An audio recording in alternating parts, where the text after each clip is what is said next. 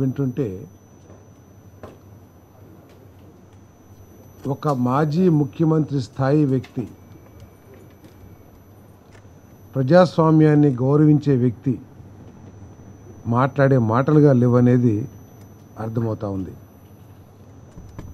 ఒక రాజకీయ నాయకుడిగా, ఒక ప్రజాప్రతినిధిగా,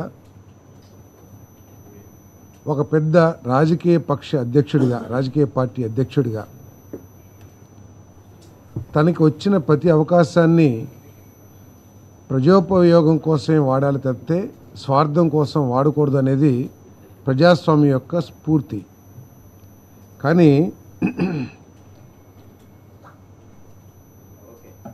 నాకు పదవి రాలేదు కాబట్టి ప్రజల సమస్యల గురించి మాట్లాడను,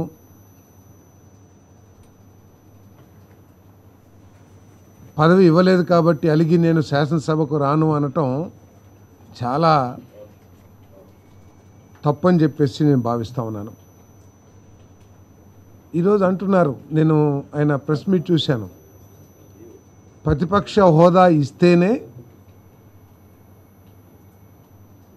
అది శాసనసభ అవుతుంది, ప్రతిపక్ష హోదా ఇస్తేనే మాకు మాట్లాడే అవకాశం కలుగుతుంది, కాబట్టి మాకు ప్రతిపక్ష హోదా కావాలి అని అంటున్నారు. ఒకసారి మనం చూస్తే ఉమ్మడి ఆంధ్రప్రదేశ్లో 294 స్థానాలున్న శాసనసభలో ఆనాడు భారతీయ జనతా పార్టీకి ఒకే ఒక సభ్యులు శ్రీ కిషన్ రెడ్డి గారు, లోక్సత్తా పార్టీ తరపున ఒకే ఒక సభ్యులు జయప్రకాష్ నారాయణ గారు, సుదీర్ఘ రాజకీయ చరిత్ర కలిగిన కమ్యూనిస్ట్ పార్టీలకి 3-4 శాసనసభ్యులు మాత్రమే శాసనసభలో ఉండేవారు. ఒకసారి జ్ఞాపకం చేసుకుంటే వాళ్ళు ఎప్పుడూ కూడా వాళ్ళ గలం వినిపించడానికి కానీ, ప్రజా సమస్యల్ని సభలో గట్టిగా బలంగా ప్రస్తావించడంలో కానీ, ప్రభుత్వాన్ని నిలదీయటంలో కానీ ఎప్పుడూ కూడా వెనుకంజ వేయలేదని చెప్పేసి మనం చేస్తా ఉన్నా. నేను ఈరోజు కేవలం ప్రజల దృష్టిని మరల్చడానికి, శాసనసభకి ఎగ్గొట్టడం కోసం పదే పదే ఈ విధంగా మాట్లాడటం కరెక్ట్ కాదని చెప్పేసి నేను భావిస్తా ఉన్నా. నేను ఒక్కరి కోసం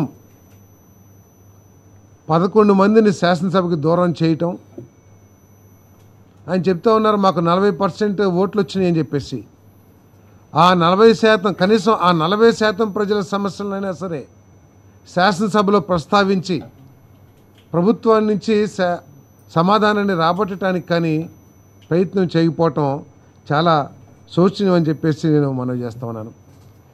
మరి ఈరోజు ఇంత ప్రతిపక్ష నాయకుడి పదవి గురించి, ఎల్ఓపి గురించి మాట్లాడుతున్న జగన్మోహన్ రెడ్డి గారు సభా సాక్షిగా తాను మాట్లాడిన మాటలనే మర్చిపోయినట్టున్నారు. కావాలని మర్చిపోయారో లేకపోతే కన్వీనియన్స్ కోసం మర్చిపోయారో నాకు తెలియదు. కానీ జగన్మోహన్ రెడ్డి గారు ఇదే గత శాసనసభలో 5గురిని లాగేస్తే నీ ప్రతిపక్ష హోదా పీకేయటం నాకు పెద్ద కష్టం కాదు అనే భావంతో మాట్లాడారో లేదో ఒకసారి గుర్తు తెచ్చుకోమని చెప్పేసి మనం చేస్తాం. అంటే ప్రతిపక్ష హోదా అనేది ఏ విధంగా వస్తుందో అనే విషయం మీద పూర్తి అవగాహన జగన్మోహన్ రెడ్డి గారికి ఉంది.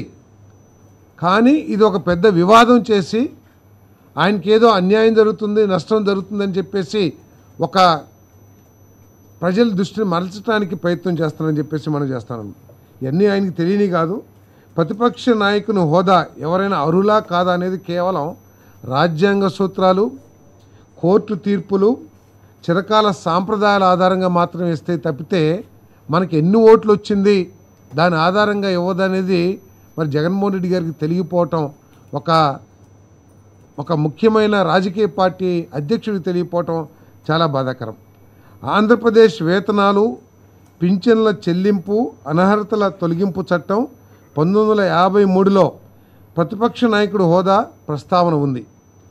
ఆ చట్టంలో సెక్షన్ 12 ప్రకారం ఎవరికైనా ప్రతిపక్ష హోదా ఇవ్వాలంటే వారు చట్టసభలో సభ్యుడై ఉండాలి, వారు ప్రభుత్వ వ్యతిరేక రాజకీయ పార్టీకి సంబంధించిన నాయకుడై ఉండాలి, ప్రతిపక్షంలో ఉన్న పార్టీలో వారి పార్టీకి అత్యధిక సంఖ్యాబలం ఉండాలి, మరీ ముఖ్యంగా ఆ వ్యక్తిని సభాపతి ప్రతిపక్ష నాయకుడిగా గుర్తించాలి. అంతే తప్పితే నాకు 40% వచ్చింది లేకపోతే 35% వచ్చింది అనేది ముఖ్యం కాదని చెప్పేసి మనం చేస్తామని. ఒకవేళ అత్యధిక సంఖ్యాబలం కలిగిన 2 పార్టీలు ఉంటే ఆ పార్టీ ప్రాముఖ్యత, ఆ పార్టీ చరిత్రను బట్టి సభానాయకుడికి నిర్ణయించే అధికారం కూడా ఉంటుంది.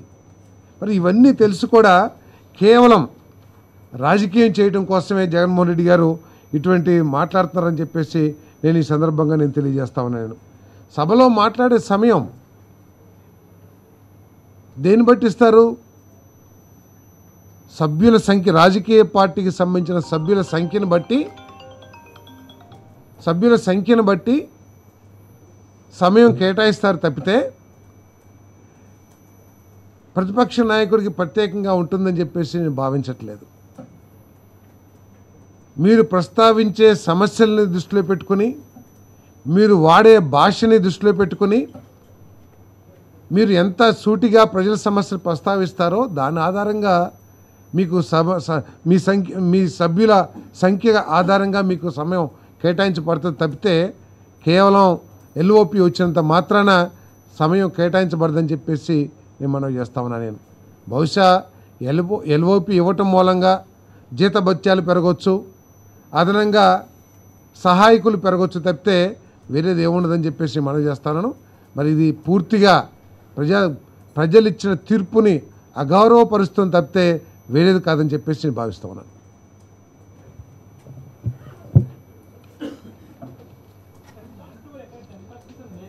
ఇక్కడ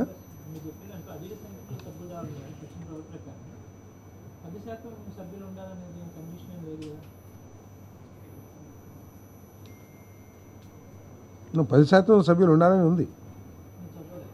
నేను చదవలేదు. 10% సభ్యులు ఉండాలి. పార్లమెంటరీ ప్రొసీజర్ ప్రకారం 10 మంది ఉండాలి. గతంలో చాలాసార్లు కూడా ఇది లేదు, ఏది శాసనసభ్యుడిగా మన ప్రతిపక్ష నాయకుడిగా లేకుండా ఉన్నారు. రీసెంట్గా మన లోక్సభలో పోయినసారి అపోజిషన్ లీడర్ లేరు, ఎందుకంటే వాళ్ళకి శాసనసభ స్థానాలు లేవు. పార్లమెంట్ స్థానాలు సరిపోయినండి, 55 పార్లమెంటు ఉన్నట్టున్నారు కదా.